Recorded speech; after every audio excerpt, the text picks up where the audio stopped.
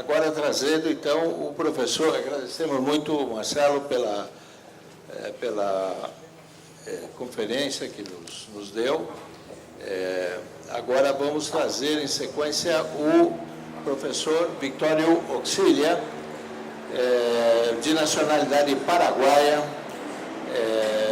com 30 anos de experiência no setor energético da América Latina e Caribe, doutor em energia e mestre em ciência da história social das ciências pela Universidade de São Paulo. Ele se especializou em física de reatores nucleares no Instituto de Pesquisas Energéticas e Nucleares de São Paulo e é o diretor de pesquisa e pós-graduação da Faculdade Politécnica da Universidade Nacional de Assunção e pesquisador do Grupo de Pesquisa dos Sistemas Energéticos, GISE, pesquisador do CONACYT do Paraguai, foi assessor de ministro da Indústria e Comércio e diretor de recursos energéticos e diretor de desenvolvimento científico do governo do Paraguai. Então, com a palavra agora, o nosso professor Oxília, que... Muito obrigado, professor Nilson, pela apresentação. Saúdo aos membros da mesa, né? E agradeço o convite à professora Maria Lúcia Leal, a diretora do CEAN, a equipe do CEAN, né, que fez possível a nossa presença aqui, o pessoal da logística, né, que está aí colaborando, né, agradeço também, né, aos presentes e aproveito para apresentar minhas saudações ao ex-secretário executivo do OLAGE, presente aqui, o doutor Fernando Ferreira, né, não foi mencionado até o momento, e ao doutor Carlos Nogueira, né, que foi o secretário de Geologia, Mineração e Transformação Mineral do governo brasileiro, até faz pouco tempo, né? Então, aliás, é uma grande responsabilidade, né, para mim falar depois dos professores, né? Que, aliás, respeitam até a hora acadêmica dos 45 minutos, né? A responsabilidade porque realmente foram colocadas muitas questões interessantes, né, categorias interessantes sobre o desenvolvimento e as contestações aos modelos de desenvolvimento predominantes, né, na atualidade, né. E vou falar de algumas ideias relacionadas, mais com os pés na terra, diríamos assim, no sentido de questões, ideias mais concretas, né, com base num convênio que nós assinaremos amanhã entre a Faculdade Politécnica, né, e a UNB, e que será executado através do CEAN, né, com a intenção de realizar várias atividades, entre elas uma pós-graduação na área de planejamento energético e integração energética regional. A coordenação na UNB estaria a cargo do professor Fernando Paiva Escardua, não sei qual dos sobrenomes seria o correto, né? Aqui presente também, né? Então, a ideia é colocar nessa insubordinação fundamentada seria, né? Fundante, né? Contestar os modelos de desenvolvimento que nos impõem desde fora, né? E tentar pensar em modelos de desenvolvimento desde dentro, endógenos, né? Porque talvez uma das grandes defeitos que tivemos nas iniciativas de integração regional foi justamente de não estruturarmos, né, essas iniciativas com processos, com projetos estruturantes, né? Isso foi uma das grandes falências que tivemos, né? E ficamos, então, criando, né, iniciativas, né, do Mercosul para a Unasul, né? Da Unasul, hoje em dia, talvez para o ProSul, né? Tem uma questão ali, né, de uma série de criações, né? E enquanto não tivermos, e não pensarmos, né, em modelos de desenvolvimento endógeno, eu acho que vamos estar criando o ProSul, Mercosul e todos os sul que a gente possa imaginar no contexto lexicográfico do português e do espanhol, né? Do holandês e do inglês também, que são línguas do Sul, né? Então, a ideia dessa apresentação é colocar algumas reflexões, né, sobre a integração energética na Bacia do Prata, né, e os aspectos ambientais, principalmente dentro da Bacia do Prata, no Rio Paraná, né? E por que no Rio Paraná? Porque dentro da Bacia do Prata, que aliás é uma bacia importantíssima, né? A Bacia do Prata está ali nesse mapa que mal dá para ver o pessoal que está lá atrás, né? Mas eu acho que alguns conhecem, né? A Bacia do Prata, ele se estende por 4 países, né? Bolívia, Brasil, Paraguai, Argentina e Uruguai, né? Pega todos esses países aí.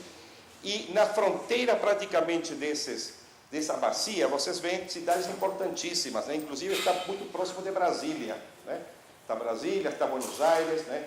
Está São Paulo, muito próximo da Rio de Janeiro, dentro dela está Belo Horizonte, né? Assunção, capital, na Argentina está Córdoba, né? Então, ele é uma região muito importante e muito extensa, né? É quase 3/4, né, do que seria a superfície da União Europeia. A Europa ocidental tem 4 milhões de quilômetros quadrados, né? A metade do Brasil, né? E a Bacia do Prata, né, ela tem quase a extensão da União Europeia, né, da Europa Ocidental, praticamente. E entre as virtudes desta bacia, né, nós temos, olha a conspiração de Trump, né? Dentro desta Bacia do Prata, nós temos um rio que nasce aqui perto, né, no Planalto Central, né, aliás, os afluentes, né, e depois ele vira um rio internacional, né, na fronteira com Brasil e Paraguai, e depois na fronteira entre a Argentina e o Paraguai, e depois continua pela Argentina, e é um dos principais afluentes do Rio da Prata, que é o Rio Paraná. O Rio Paraná, ela tem uma virtude muito grande, ela tem um potencial hidráulico, né? Um potencial hidrelétrico, né, gigantesco. Uma das maiores riquezas, né, enquanto a recursos naturais se refere, da região. Para vocês verem aqui, nessa lâmina, né, vocês veem as centrais hidrelétricas de Itaipu, que é binacional Paraguai e Brasil, de 14 mil megawatts, né? Está aqui na fronteira, quase, aliás, muito próximo da tríplice fronteira, né, tipo Basileia também, né, nesse caso seria a fronteira entre a Argentina, Brasil e Paraguai, está muito próxima, mas na parte do rio que pertence ao Paraguai e ao Brasil, né. Águas abaixo está Jaciretá, que é um empreendimento binacional também entre o Paraguai e a Argentina, mais ou menos 25% enquanto ao que corresponde à capacidade de Itaipu, entre um quinto e um quarto do que é Itaipu, enquanto à capacidade instalada, enquanto à geração de energia. E tem 2 projetos aqui, ainda na pasta de projetos, né, de usinas hidrelétricas, né, que é Corpus, na Argentina também e o Paraguai, de 3.200 megawatts, e Itati-Itacorá de 2.000 megawatts. Né? Isto é, ainda tem alguns desenvolvimentos a serem realizados no tramo, né, no percurso internacional do Rio Paraná. Agora, vejam bem que esse recurso natural, aqui, a jusante, aliás, a montante de Itaipu, em território exclusivamente brasileiro, né, tem um monte de usinas hidrelétricas que estão em funcionamento. Que, aliás, somadas todas, daria mais ou menos o dobro de Itaipu, né? 30 mil megawatts. Tem um monte de usinas hidrelétricas, então, somente em solo brasileiro, né, que estão a montante de Itaipu.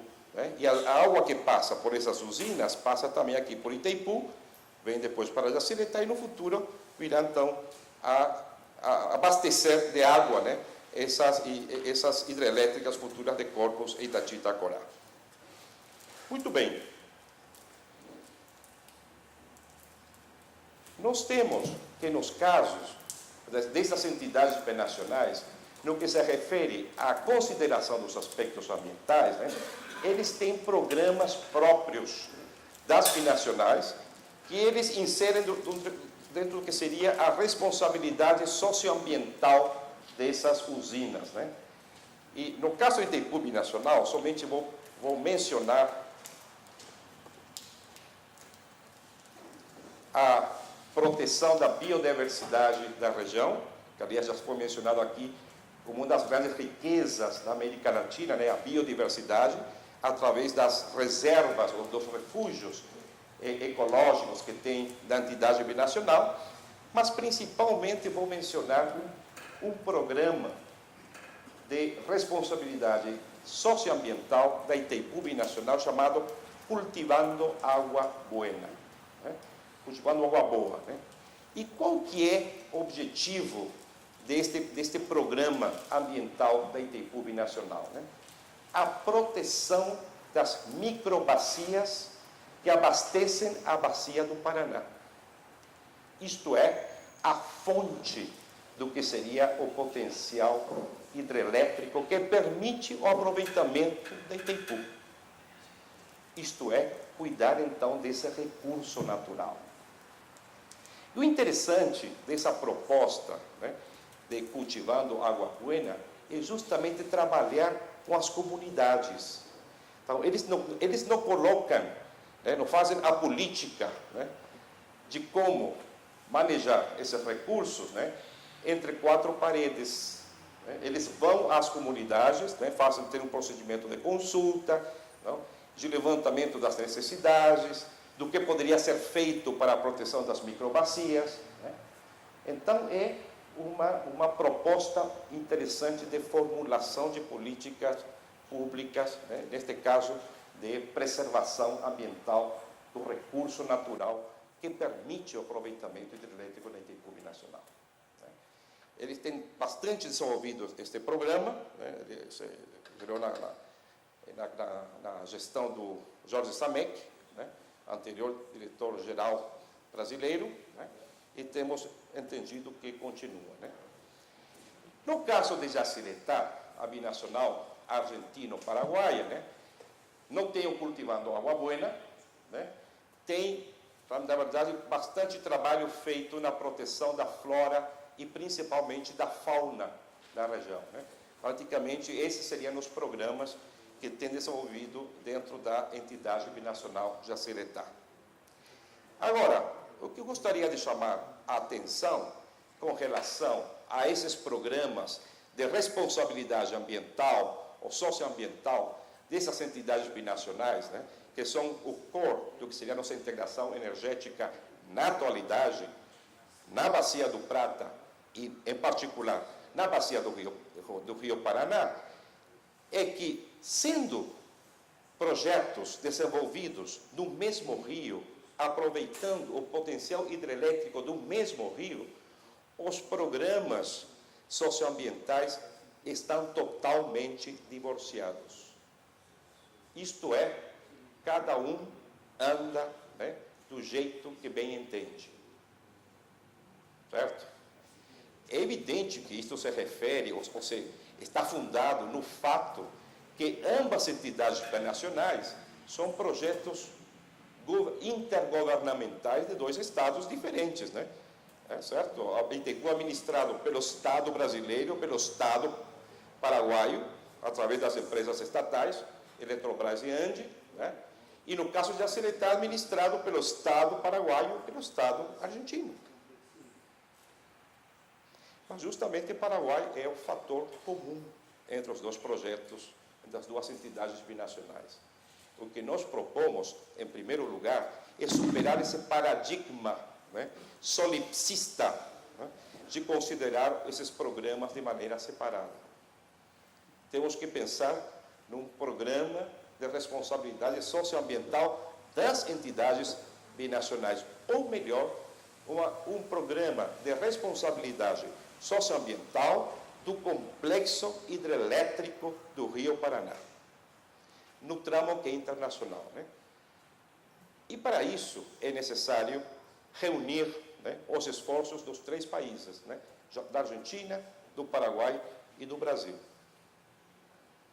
Nós vemos que isso seria um desafio para a academia, principalmente, o que deve se iniciar na academia. Essa insubordinação do professor Julio, né, deve começar na academia, porque vai ser muito difícil que os 3 estados se ponham de acordo com relação ao uso do recurso.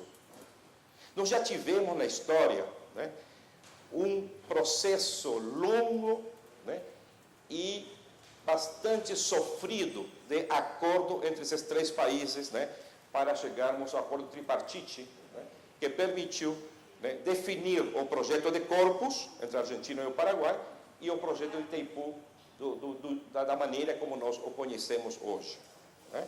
Então, desde praticamente 1974 até 1979, que vai ser o acordo tripartite, né, executou o que se denominou a diplomacia das cataratas, né, das cascatas, né, porque foi muito difícil colocar os 3 países, né, no acordo, né? Então, nós não podemos pensar que esses acordos no âmbito intergovernamental vão se dar de maneira fácil, mas a academia pode sim realizar a insubordinação, né, fundante, né? Então, isso é o que nós pensamos que poderíamos então desenvolver, né, de que maneira poderíamos propor programas, né, de responsabilidade ambiental e social desse complexo hidrelétrico no tramo internacional. É uma questão que deve ser desenvolvida pela academia desses 3 países, em princípio, né? Agora, nós precisamos, então, uma visão de ação tripartite, né, do complexo hidrelétrico, né? Agora, pensando não somente na questão ambiental, que finalmente a questão ambiental, ela não é um fim per se, né? É uma necessidade, uma obrigação nossa preservá-lo, né, como meio ambiente, né? Mas a questão é o bem-estar, né? O bem-estar da população, o desenvolvimento da população com base nas políticas, né? Então, a proposta do modelo de desenvolvimento atual, né, da economia circular, da economia verde, né, inventam aí um monte de termos, né, no âmbito dos organismos internacionais, em particular Nações Unidas, né, mas a questão é chegar ao cumprimento dos objetivos de desenvolvimento sustentável, né, aqueles 17 objetivos que foram acordados no ano 2015. Né. Mas a questão principal desses objetivos é que ninguém fique para trás, que ninguém fique rezagado. Essa é a ideia, é uma proposta inclusiva a dos objetivos de desenvolvimento sustentável, não? Então, nós temos que pensar no modelo de desenvolvimento para a região afetada por esse complexo hidrelétrico do Rio Paraná, que inclua a população, que pense na população, que não pense para onde vão os elétrons dessas usinas, né? Em São Paulo, no Rio de Janeiro, em Assunção, Buenos Aires, no caso de Jaciretá, que não pense somente no destino dos elétrons que são gerados, né, na diferença potencial nas usinas hidrelétricas, né? Que pense na região, no desenvolvimento local. Nós temos, por exemplo, vários marcos metodológicos, né, que podem ser desenvolvidos para enfrentar, né, esse problema, né, de pensar num desenvolvimento local, né? E temos que considerar questões que são locais. Essa região é reconhecida como hoje o graneiro do mundo. O que era antes, né? A Mesopotâmia do Mississippi e Missouri trasladou-se, né, para esta região. Só que em vez de ser trigo, né, estamos falando da soja. Da soja, que você sabe muito bem, Estados Unidos, Brasil, Argentina, esses países aí são os 7 países maiores produtores de soja no mundo, né? E praticamente 60% da soja que é exportada é dessa região aqui, da mesma região onde se encontra esse complexo hidrelétrico do Rio Paraná. 60% da soja. Com todos os problemas, né, que isso acarretou a essa região e a um modelo de desenvolvimento que, por exemplo, no Paraguai, né, caracterizava historicamente a economia até a década de 1970, né, que é a agricultura familiar. Além de todos os problemas ambientais que acarreta o uso de agrotóxicos. Então, esta região, aqui vocês podem observar a região do Paraguai, que está em vermelho, e vermelho de sangue parece, né?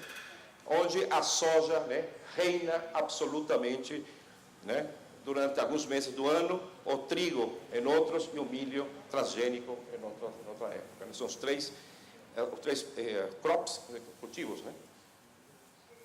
Plantações, né, mais importantes dessa região, né? Então, desde a academia, o que nós podemos pensar, talvez como projetos a serem desenvolvidos neste curso de planejamento energético, professor Fernando, ou talvez em mestrados e doutorados, né, conexos com essa especialização, né, é propor metodologias de análise e desenvolvimento de atores sociais nessa formulação de modelos de desenvolvimento, realizar estudos prospectivos, né, de planejamento integrado, analisar propostas de desenvolvimento com base em atores e decisões multicritério, né, são questões que nós, desde a academia, podemos aportar a essa discussão de desenvolvimento endógeno para esta região, né. Acreditamos que o marco referencial poderia partir daquela ideia de nexus, né, que hoje está sendo discutido em vários organismos internacionais que vincula estreitamente, né, a água, a energia e alimentos. Só que nós propomos que, além de nexus, né, que é uma proposta desses organismos internacionais, nós coloquemos um nexus plus, tipo, nexus de água, energia e alimentos, mais infraestrutura, mais desenvolvimento local.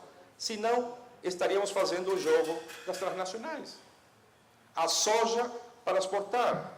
A Argentina consome a soja que produz? Não a consome. É para exportação, menos ainda o Paraguai. É para exportação. Então, o que nós propomos são marcos de referência, marcos de estúdio, né, que um deles poderia, então, considerar a nexus de água, energia e alimentos, mas também infraestrutura e desenvolvimento local. Se não, de nada adianta apoiar, né, modelos de desenvolvimento exógenos.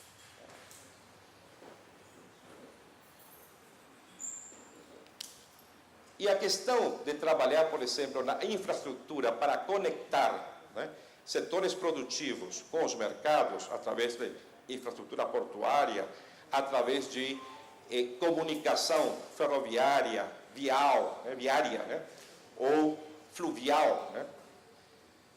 É uma ideia que está sendo desenvolvida na China, por exemplo.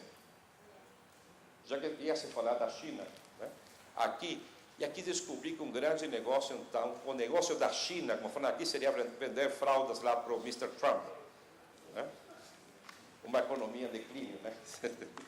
Vender fraldas, o negócio da China aqui tem um sentido muito especial, né? Um bom negócio, né?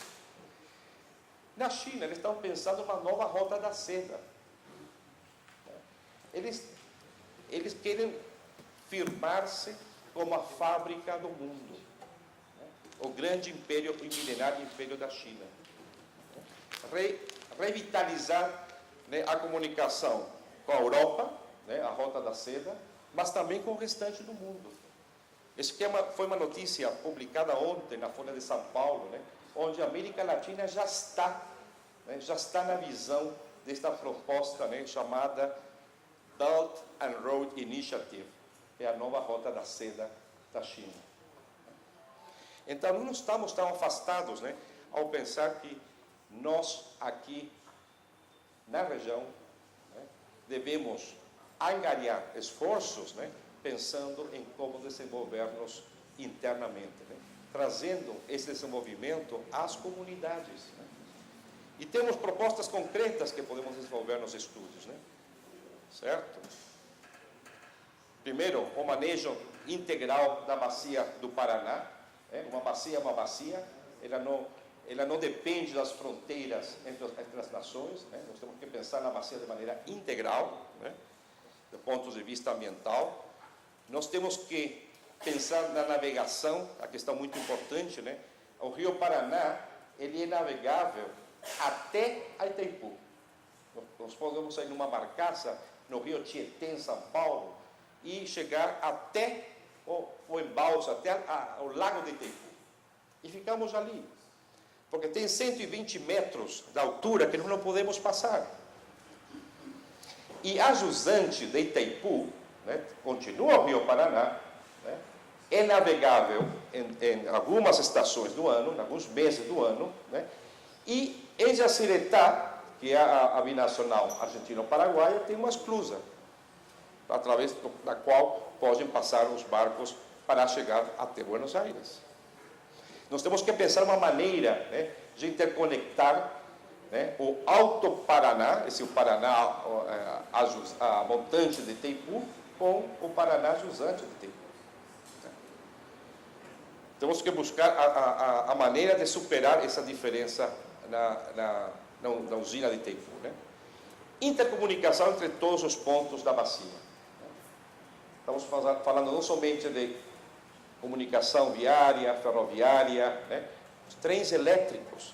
Se é uma região que produz excedentes de hidroeletricidade, uma energia limpa, econômica, né? Lembre-se que as hidrelétricas são as mais baratas enquanto à produção de energia elétrica, né? Entre as mais baratas, né? Então, se nós temos como se diria, essa vantagem comparativa como região, por que não utilizar essa energia elétrica para ter trens elétricos, né, nessa região, né? O transporte de toda a matéria-prima, o transporte inclusive da soja, que tem que alcançar os portos para poder chegar aos mercados internacionais, ou dos produtos industrializados que pudermos desenvolver ali, né? E pensar também em projetos de agricultura familiar, pensando em programas fruti-hortícolas, não sei como se diz isso em português, né? Da agricultura familiar, tentar insubordinar-se à soja, ao império da soja, através de produtos que são consumidos nas cidades, né? O mercado está próximo, essa vantagem da produção fruti-hortícola, né? E por que não utilizar esses trens elétricos, não somente para transportar cargas, senão também para fomentar o turismo histórico. Tem as missões jesuíticas nessa região. Os jesuítas, né, não somente nos deram o Papa Francisco I, companheiro aqui de Julio, não hagan lío, decía, não? Insubordinem-se, não? Ele é então o primeiro assinante aí da teoria do professor Julio, né? O Papa Francisco I, não? Hagan lío, né? O professor Julio é um discípulo do Papa Francisco. O discípulo, com certeza, né? E aqui tem outro discípulo que é o professor Padilha, né? Dos jesuítas, né? Então está ali, tem as missões jesuíticas, né? O patrimônio da humanidade, né? Que nós vamos aproveitar, a indústria. A Europa hoje em dia, pela quantidade de turistas que recebe. Quanto recebe Portugal, Espanha? 50 milhões de turistas por ano, né? Ou mais, né? Itália. Quanto recebe o Brasil? 3 ou 4 milhões de turistas ao ano, uma coisa assim. Foz do Iguaçu, quanto? 1 milhão. O turismo é que praticamente é a base da economia de vários países europeus, né? Serviços. E temos aí o cenário, né, das missões jesuíticas, talvez uma fase feliz da história da América do Sul, né? E também tem o cenário da guerra do Paraguai, que por que não mostrar, né, como o turismo, né, tudo fica em 300 quilômetros de intervalo, né, de distância, né, entre as missões jesuíticas e o cenário da guerra do Paraguai, né? Então, nós pensamos que a academia, né, através dos projetos que pudermos desenvolver na execução do convênio com a UNB, né, e inclusive com os alunos, seja da especialização em planejamento energético e em integração, ou em outros mestrados e doutorados, né, afins, né, aos objetivos, né, da integração, nós podemos pensar num modelo diferente, né, um modelo que se insubordine, né, aos modelos dominantes, né. Agradeço também aos meus colegas da Faculdade Politécnica, o Richard e o Eduardo, que me apoiaram nesta magnífica apresentação que eu não saberia fazê-la, né? Assim de simples, né? Todas aquelas questões aí que se mexem e tudo, né? Tudo coisa dos engenheiros novos, né? Isso aí não é comigo, eu apenas consigo manejar meu celular, né? Bom, com isso, então, agradeço em Guarani, Aguijé, que significa muito obrigado na língua indígena do Paraguai, também compartilhada com alguns brasileiros, né, de São Paulo, que também falam Guarani, né, os indígenas, não os paulistanos, nem os paulistas, né, e agradeceria, então, os comentários sobre as propostas aqui apresentadas. Muito obrigado.